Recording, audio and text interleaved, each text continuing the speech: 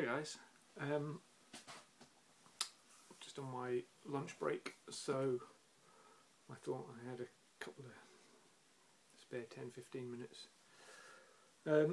So I thought I'd make a quick video because it was my day off yesterday and I didn't have the chance, and with Record Store Day coming up I want to do a specific video for my Record Store Day stuff, so I've got a couple of things that I want to get out of the way first. But before I show the two new records I've got, I wanted to throw my 2 pence worth in with regard to Spudboys' last outburst, which I have absolutely no problem with. I know one of the comments was kind of directed at me,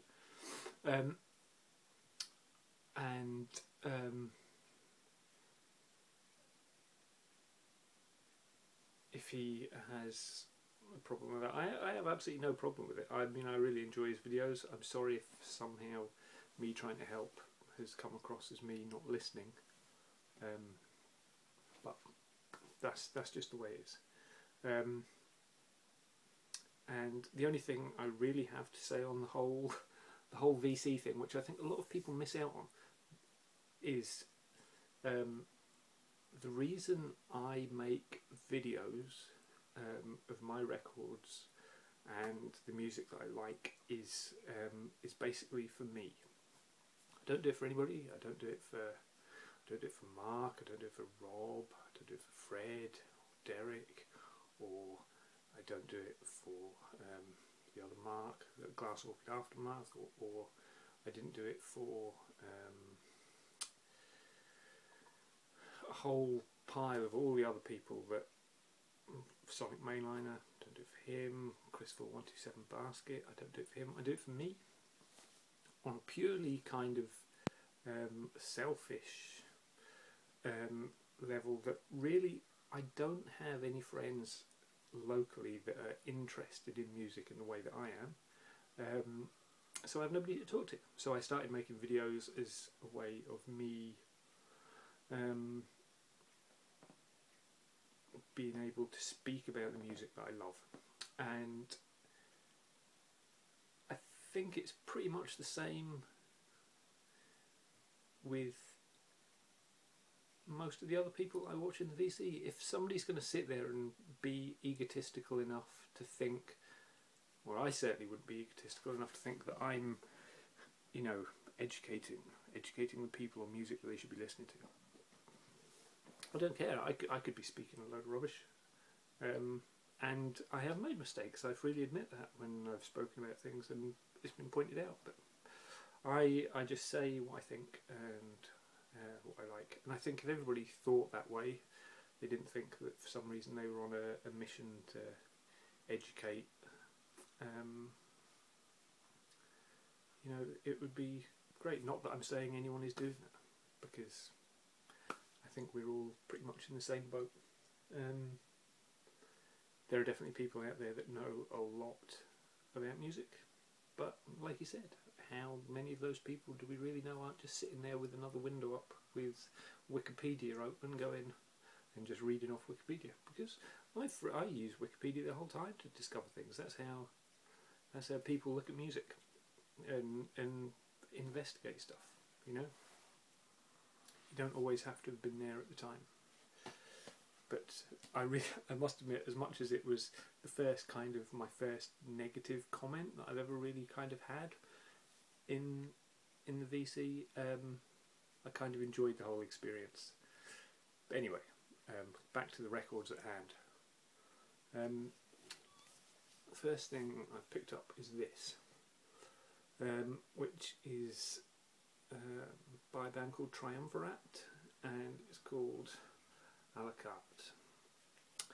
Now, I've seen a few people show Triumvirat. Octavio, I think he possibly even showed it. Not necessarily this one, but the one that's got the light bulb with the mouse or the rat, or whatever it is in it. Their first couple of albums. It's got this nice gatefold sleeve with the kind of Last Suppery style picture inside. Menu on the back. This is on Harvest, and actually comes with a picture in it, or lyrics. This is a German pressing on Harvest, and I was actually really disappointed with this. I looked on Wikipedia after I listened to it, and it did rate it as their, or whichever rating system it was that they use, it did have it rated as their worst album. So I'm not going to completely give up on them, but to me this really kind of sounded like a kind of proggy band like Genesis or something like that. Some of their maybe not best stuff, fronted by somebody maybe like Billy Joel. Imagine if Billy Joel had fronted Genesis. That's kind of what I felt this was like. So if that sounds good to you, you might like this. But yeah, I wasn't particularly taken by it. But the flip side of that is I've got an album that I've been wanting for a very long time, and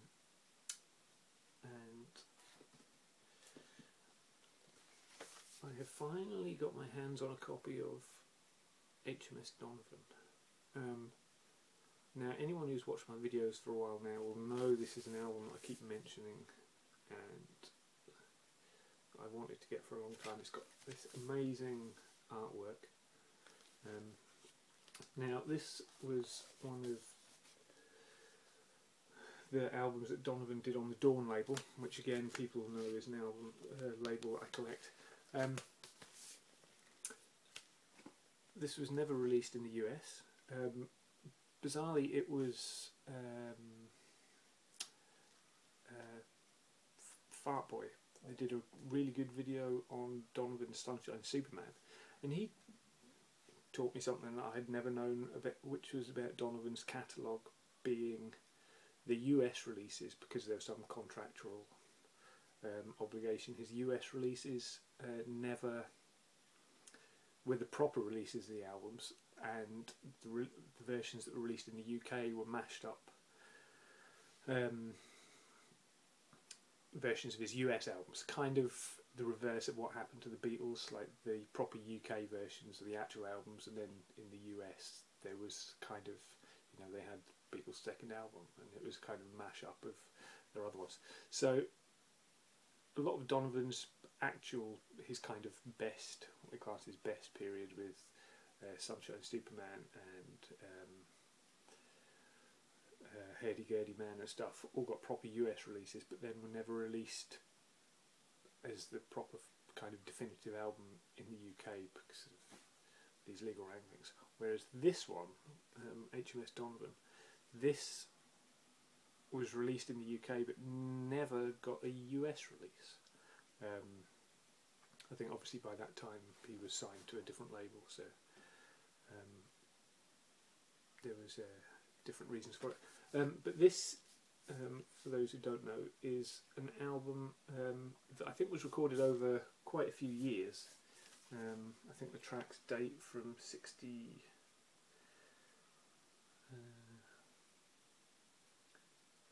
Yeah, I think it's they vary from like 69 to 70, 72 or 73 when this came out. And it's a collection of children's songs and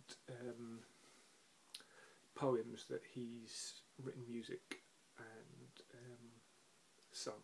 But this album is fantastic, and I'm so pleased I've got a copy of this now. I've been wanting one for years, and this one was listed on eBay as a kind of buy it now at a really low price, and I was slightly suspicious, but it was low enough that I just thought I'm going to go for it. So I must have bought it probably within half an hour of it being listed, if not less than that. Might have been, you know, less than 15 minutes of it being listed. And I got it really cheap and it's in really nice condition. It's not original orange label one, and it doesn't have the poster, but even still it's the purple label. I don't know where I get this song to. If you just bear with me a second.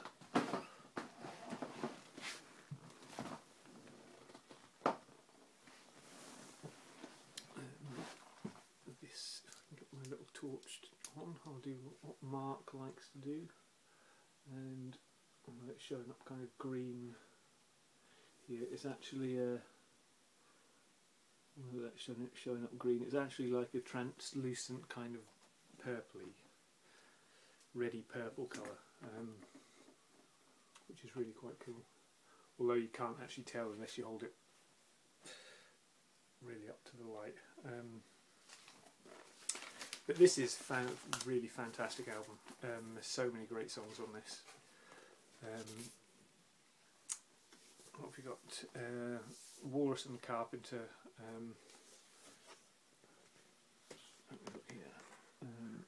Yes, there's, as you can see, the only thing about this that's maybe not quite so good is the fact that a lot of the songs are really short. You'll see they're just maybe 2.5, 3 minutes, and it would be nice to have seen them a bit longer. His version of Jabberwocky is really good. The Cellar of Stars, Lost Time, The Star, Cool as Candy, The Road, Things to Wear, The Owl and the Pussycat, classic, Edward Lear, Homesickness. Mr. Wind is really good. He has, I think it's Mr. Wind anyway. He's recorded himself and slowed down one of his voices, but also sped it up. I'm not sure exactly. It must have been really hard to get the timing right, unless he was. I can't imagine he played the guitar slowly and recorded it, but it must have been. It's very well done, but it sounds great. It's a really good song. Sealer of the Seals, Voyage to the Moon, The Unicorn, Lord of the Dance. There's just so many great songs on this. Apart from one which kind of stands out, which is maybe... what song is it? Mine's gone blank now. I'm wondering whether it's The Star. There's one that has a kind of electric feel to it. It's got electric guitars and backing and stuff, and it just doesn't seem to fit in with the rest of the album. Homesickness, that's the one it is. Yeah, because it's the one that's produced by Mickey Most. And yeah, it seems to just kind of stand out, and not necessarily in a good way. But yeah, I'm really pleased to finally have this. It's nearly a grail. I would possibly class it as a grail if it hadn't, if it was the original first pressing with the poster and stuff. It would definitely be a grail. But this has cost me, I don't know, a quarter of what that would probably cost. So that's the 2 videos I've got so far. Like I said, Record Store Day coming up this weekend, and which also highlights the fact that it's also my birthday coming up a week today, the 22nd. So my birthday is always around Record Store Day, which is handy because it means my family can just buy me records. And bizarrely, this year there was a list of, I think, over 600 releases linked with Record Store Day, certainly in the UK, and I think there's 3 that I really, really want to get, which was the Bowie single, the Beach Boys LP, and the Flaming Lips. But there's a few other things as well that I've got as kind of wants. But really, considering there was over 600 items, there was very few